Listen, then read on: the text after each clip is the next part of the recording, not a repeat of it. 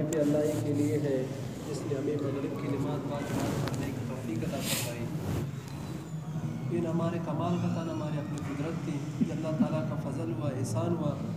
ہمارے کتنے ایسے بھائی ہیں جنہوں نے گھروں میں نماز پڑھی ہے، بالکل پڑھی نہیں ہے، کھیتوں میں پڑھی۔ ہم دعا کریں کہ اللہ رب العزت ان کو بھی اپنے گھر میں آنے کی توفیق عطا فرمائے، بعد نماز پڑھنے کی توفیق عطا فرمائے۔ فرماتے جس کو اللہ رب العزت 10 مرتبہ اپنی رحمت کی نگاہ سے دیکھتا ہے اس کو اپنے گھر میں آنے کی توفیق عطا فرماتا ہے۔ جس کو اللہ رب العزت 30 مرتبہ اپنی رحمت کی نگاہ سے دیکھتا ہے اس کو ایک حج اور عمرے کی توفیق عطا فرماتا ہے۔ جس کو اللہ رب العزت 70 مرتبہ اپنی رحمت کی نگاہ سے دیکھتا ہے اس کو اپنے راستے میں نکلنے کی توفیق عطا فرماتا ہے۔ میرے بھائیوں دوستوں، ہم سارے مسلمان ہیں، ہم نے کلمہ پڑھا ہے لا الہ الا اللہ محمد الرسول اللہ۔ کلمے کی معنی اللہ کے سوا کوئی معبود نہیں اور محمد صلی اللہ علیہ وسلم اللہ کے رسول ہے۔ کلمے کا خلاصہ اور مقصد ہے کہ اللہ سے سب کچھ ہونے کا یقین، مخلوق سے کچھ نہ ہونے کا یقین ہمارے دلوں میں آ جائے۔ جو کچھ ہوتا ہے اللہ کے حکم سے ہوتا ہے، اللہ کے حکم کے بغیر ایک پتا بھی درخت سے نہیں گرتا ہے۔ آج سے پہلے جو کچھ ہوا ہے اللہ کے حکم سے ہوا ہے، آج جو ہو رہا ہے اللہ کے حکم سے ہو رہا ہے، آج کے بعد جو کچھ ہوگا وہ بھی اللہ ہی کے حکم سے ہوگا۔ اللہ ہمارا خالق ہے، ساری جہان کا پیدا کرنے والا ذات ایک ہی اللہ ہے۔ کچھ نہ تھا، اللہ پاک نے 7 زمین 7 آسمان بنائے۔ اللہ پاک نے آسمانوں میں بڑے بڑے سیارے پیدا فرمائے۔ اللہ پاک نے دن کی روشنی کے لیے سورج کو پیدا فرمایا، رات کی زینت کے لیے اللہ پاک نے ستاروں کو سجایا۔ اللہ پاک نے زمین بنایا، زمین کا ایک ٹکڑا نہیں تھا، اللہ پاک نے بڑے بڑے میدان بچھائے۔ ریت کا ایک ذرہ نہیں تھا، اللہ پاک نے بڑے بڑے ریگستان بنائے۔ پتھر کا ایک دانہ نہیں تھا، اللہ پاک نے بڑے بڑے پہاڑ بنائے۔ پانی کا ایک قطرہ نہیں تھا، اللہ پاک نے بڑے بڑے سمندر بنائے۔ درخت کا ایک پتا نہیں تھا، اللہ پاک نے بڑے بڑے جنگل بنائے۔ ان سب کا کرنے دھرنے والا ذات کون ہے؟ ایک ہی اللہ ہے۔ ان باتوں کا یقین ہمارے دلوں میں آ جائے میرے بھائیوں۔ اللہ ہی ہمارا خالق ہے، اللہ ہی ہمارا مالک ہے، سارے جہان کا چلانے والا، سارے جہان کو کھلانے پلانے والا ذات ایک ہی اللہ ہے۔ ہم دیکھتے ہیں کہ ایک ملک ہوتا ہے، اس کو چلانے کے لیے فوج کی علیحدہ ضرورت پڑتی ہے، وزیر کی علیحدہ، صدر کی علیحدہ، پھر بھی وہ ملک صحیح طریقے سے نہیں چل سکتا ہے۔ اللہ پاک بادشاہ ہے، 7 زمین 7 آسمان کو اپنی قدرت سے چلا رہا ہے۔ اس کی بادشاہت میں اس کا کوئی شریک نہیں ہے، اس کی ذات میں اس کا کوئی شریک نہیں، اس کی صفات میں اس کا کوئی شریک نہیں۔ وہ وحدہ لا شریک ہے، وہ احد ہے، وہ صمد ہے، بے نیاز ہے۔ اللہ پاک نے ساری کائنات کو پیدا فرمایا، بنانے میں اپنے بنانے میں کسی کا محتاج نہیں، اپنے بگاڑنے میں کسی کا محتاج نہیں۔ اللہ بنانا چاہے کوئی بگاڑ نہیں سکتا، اللہ بگاڑنا چاہے کوئی بنا نہیں سکتا۔ اللہ امن لانا چاہے کوئی فساد نہیں لا سکتا، اللہ امن نہ چاہے کوئی امن نہیں لا سکتا۔ اللہ زندگی دینا چاہے کوئی موت نہیں دے سکتا، اللہ موت دینا چاہے کوئی زندگی نہیں دے سکتا۔ اللہ ذلت دینا چاہے کوئی عزت نہیں دے سکتا، اللہ عزت دینا چاہے کوئی ذلت نہیں دے سکتا۔ سب کا کرنے دھرنے والا ذات کون ہے؟ اللہ ہے۔ بھائی ان باتوں کا یقین ہمارے دلوں میں آ جائے اور حضور پاک صلی اللہ علیہ وسلم کے مبارک طریقوں پر چل کر دونوں جہانوں کی کامیابی کا یقین، اور حضور پاک صلی اللہ علیہ وسلم کے مبارک طریقوں سے ہٹ کر دونوں جہانوں کی ناکامی کا یقین ہمارے دلوں میں آ جائے۔ حضور پاک صلی اللہ علیہ وسلم کے ایک سنت کا زندہ کرنا 100 شہیدوں کا ثواب ہے۔ ایک مسواک کو لے لیجیے، مسواک کے اندر 70 فوائد ہے۔ ایک فائدہ یہ ہے کہ مرنے کے ٹائم میں بندے کو کلمہ نصیب ہوتا ہے۔ فرماتے ہیں جس کو مرنے کے ٹائم کلمہ نصیب ہو گئے اس کے سارے پچھلے گناہ معاف کر دیے جائیں گے۔ تو جس کے گناہ معاف کر دیے گئے وہ ہمیشہ کے لیے کامیاب ہو گیا۔ اتنا فضیلت والا کلمہ ہے۔ فرماتے ہیں کہ جو شخص دن میں 100 مرتبہ اس کلمے کو پڑھے گا، قیامت کے دن اللہ پاک اس کو اس حالت میں اٹھائے گا اس کا چہرہ 14ویں چاند کی طرح چمک رہا ہوگا۔ اتنا فضیلت والا کلمہ ہے۔ حضرت موسیٰ علیہ السلام نے اللہ رب العزت سے عرض کیا، یا رب العالمین مجھے کوئی ایسا کلمہ بتا دیجئے جس سے آپ کا قرب حاصل ہو۔ اللہ پاک نے فرمایا ہے موسیٰ پڑھو لا الہ الا اللہ۔ موسیٰ علیہ السلام نے عرض کیا، یا رب العالمین اس کلمے کو تو ہر آدمی پڑھتے ہیں، جتنے مسلمان ہیں وہ سب پڑھتے ہیں۔ اللہ پاک نے فرمایا اے موسیٰ علیہ السلام ساتوں زمین ساتوں آسمان کو ایک پلڑے میں رکھ دیا جائے، اس کلمے کو ایک پلڑے میں رکھ دیا جائے، یہ کلمہ باری ہو جائے گا۔ تو میرے بھائیوں دوستوں، یہ کلمے کا معنی کیا ہے؟ لا الہ الا اللہ، اللہ کے سوا کوئی معبود نہیں۔ جب بندہ بولتا ہے اللہ کے سوا کوئی معبود نہیں ہے تو اس بات کی تصدیق اللہ اپنے عرش کے اوپر کرتا ہے کہ سچ کہا میرے بندے نے، میرے سوا کوئی معبود نہیں ہے۔ وہ زبان کتنا مبارک ہوگا، وہ زبان کتنا خوش نصیب ہوگا جو اس کلمے کو کہے گا جس کی بات کی تصدیق اللہ اپنے عرش کے اوپر کرتا ہے۔ تو میرے بھائیوں دوستوں، جب ہم نے کلمہ پڑھا، اسلام کے سارے احکام ہمارے اوپر فرض ہو گئے۔ پہلا فرض نماز ہے۔ فرماتے اللہ کے نبی صلی اللہ علیہ وسلم کے حدیث کا مفہوم ہے کہ نماز کے اندر میری آنکھوں کی ٹھنڈک ہے۔ قیامت میں سب سے پہلا سوال نماز کا ہوگا۔ جس کی نماز صحیح نکل گئی اس کے سارے اعمال صحیح نکلیں گے، جس کی نماز خراب نکل گئی اس کے سارے اعمال خراب نکلیں گے۔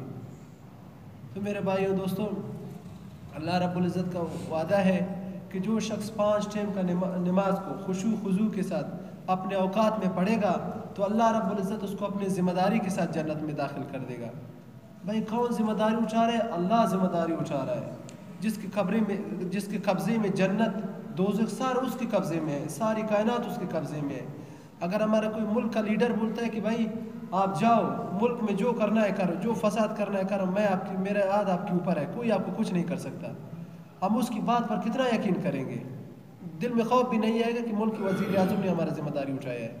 یہاں اللہ ذمہ داری اٹھا رہا ہے، مالک الملک، 2 جہاں کا بادشاہ، ذوالجلال والاکرام۔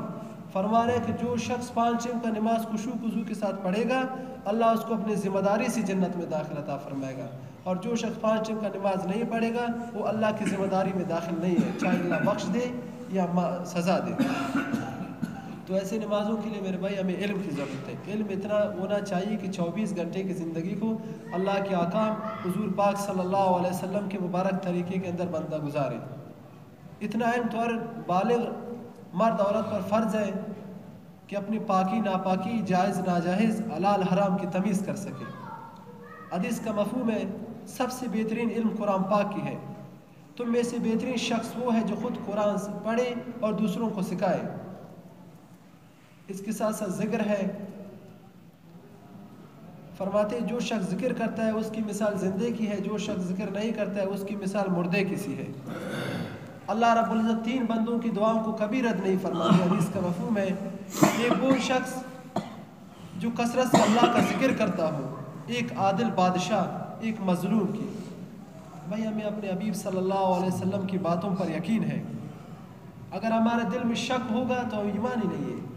ہمیں اپنے محبوب صلی اللہ علیہ وسلم کی باتوں پر یقین ہے کہ اللہ کے نبی صلی اللہ علیہ وسلم نے فرمایا جو بندہ ذکر کرتا ہے اس کی دعائیں کبھی رد نہیں ہوتی ہے۔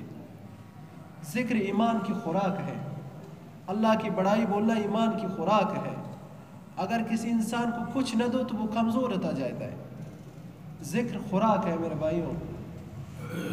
جو کام ہم کریں اس کے ساتھ ساتھ ہم اکرام مسلم والے بن جائے، بڑوں کا عزت کرے، چھوٹوں پہ شفقت کرے، علماء کی قدر کرے۔ حدیث کا مفہوم ہے کہ جس شخص کے اندر یہ تینوں صفات نہیں ہوئے وہ ہم میں سے نہیں ہے۔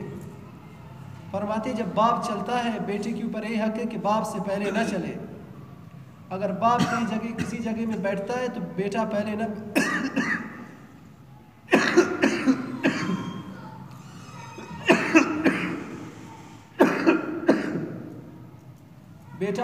بیٹھے جب تک وہ باپ نہیں بیٹھا ہے۔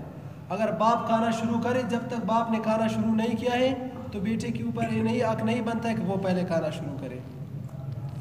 تو میرے بھائی دوستو، ہم جو بھی کام کریں اللہ کی رضا کے لیے کریں۔ اگر کسی کوئی کھجور کا دانہ بھی دیتے ہیں اس میں خالص رضا اللہ کی ہو، اللہ اس کو بڑا چڑھا کر احد کے پہاڑ جتنا بنا دیتا ہے۔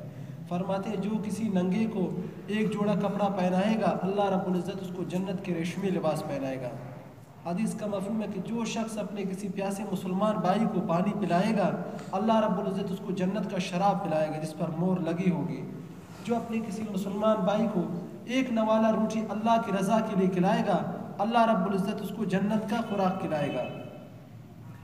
تو میرے بھائیوں دوستوں، چھٹا تبلیغ ہے، خود اچھے کام کرنا، دوسروں کو اچھائی کی دعوت دینا، خود برے کام سے بچنا، دوسروں کو برائی سے بچنے کی دعوت دینا۔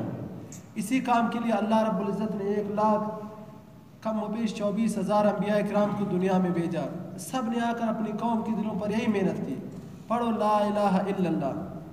تو جس قوم نے اپنے نبی کی بات مانی وہ ہمیشہ کے لیے کامیاب ہو گئے، جس قوم نے اپنے نبی کی بات نہیں مانی وہ ہمیشہ کے لیے ناکام ہو گئے۔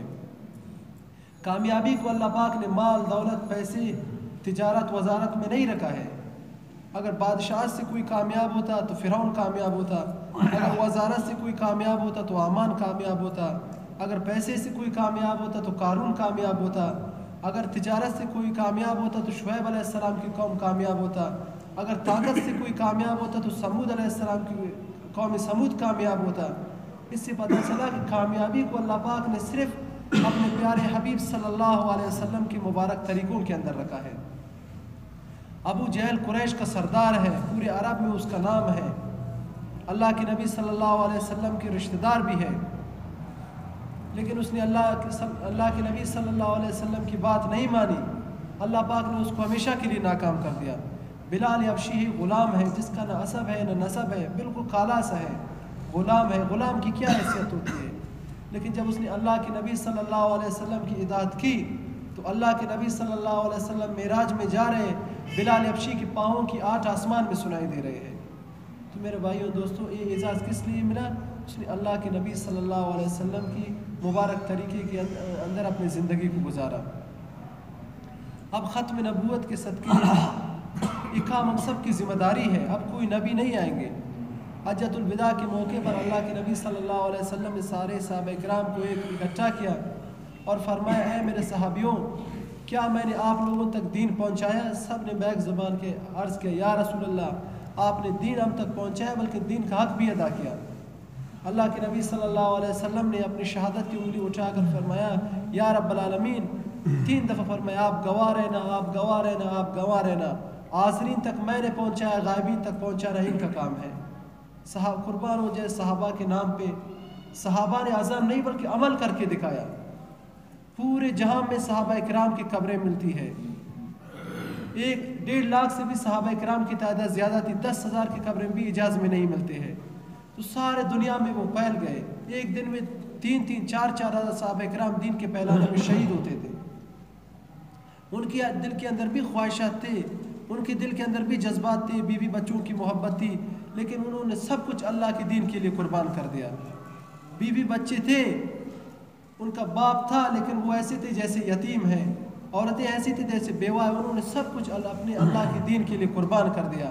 آج چائنا میں، پاکستان میں، افغانستان میں، ترکی میں صحابہ کرام کی قبریں ہیں، وہ اس بات کی گواہی دے رہے ہیں کہ وہ نہ تجارت کے لیے آئے تھے، نہ رشتہ داریاں کرنے کے لیے آئے، صرف اللہ کے دین کو پھیلانے کے لیے آئے تھے۔ اسی کا یہ صلہ ملا کہ اللہ پاک نے قرآن پاک میں ان سے راضی ہونے کا اعلان کر دیا۔ تو میرے بھائیوں دوستوں، اگر ہم بھی وہی صحابہ کے طریقے پر چلیں گے تو اللہ کے وہی وعدے ہیں جو صحابہ کرام کے ساتھ تھے، ہمارے ساتھ بھی اللہ کے وہی وعدے ہیں۔ اب نہ کوئی نبی آئے گا، نہ کوئی صحابی آئے گا، یہ کام ہم سب کی ذمہ داری ہے۔ دنیا میں آج کتنے مسلمان بغیر کلمے کے مر رہے ہیں، ہمیں پتہ ہی نہیں ہے۔ اللہ کے نبی صلی اللہ علیہ وسلم کو کتنا دکھ ہوگا، آپ صلی اللہ علیہ وسلم کا ایک امتی جہنم میں جائے گا، آپ صلی اللہ علیہ وسلم کو بہت دکھ ہوگا۔ میرے بھائیوں، آج تقریباً دن میں 4.5 لاکھ بندے مر رہے ہیں، کتنے پتہ نہیں 3-4 لاکھ تو بغیر کلمے کے مر رہے ہیں، سیدھے جہنم میں ہمیشہ کے لیے جہنم جا رہے ہیں۔ تو ان تک یہ پیغام کون پہنچے گا؟ ہم سب کی ذمہ داری ہے۔ تو اسی مبارک محنت کو سیکھنے کے لیے بزرگوں کا ایک ترتیب ہے، بندہ 4 ماہ لگائے اس کام کو سیکھے، اس کو اپنی زندگی کا مقصد بنائے۔ 4 ماہ لگانا ہے، پورا زندگی کرنا ہے، پھرنے کے لیے پورا دنیا ہے۔ 4 مہینہ صرف اس کام کو سیکھنے کے لیے ہے۔ میرے بھائی، جس بھائی کا وقت نہیں لگا ہے وہ ارادہ فرما رہے، اللہ قبول فرمائے۔